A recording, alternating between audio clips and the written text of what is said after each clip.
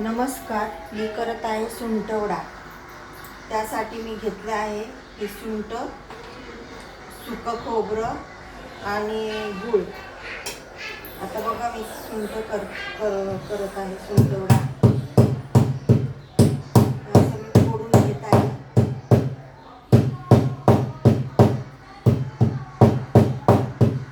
असं मी फोडून घेणार आहे आणि मिक्सर मध्ये काढणार आहे।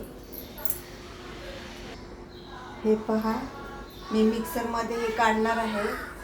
5 मिनिटाची रेसिपी आहे।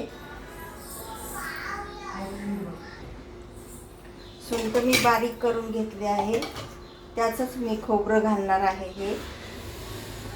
त्यातच हे खोबरं घालणार आहे, हे पहा, आणि त्यातच हा गूळ घालणार आहे आणि हे मी मिक्सर मधनं काढून घेणार आहे।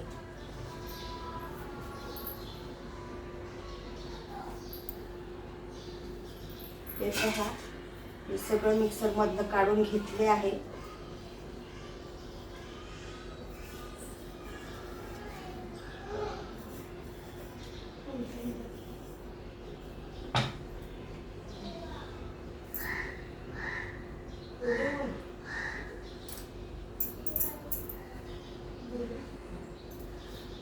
हा झाला आहे सुंटवडा तयार। रेसिपी कशी वाटली शेअर करा, कमेंट करा। धन्यवाद।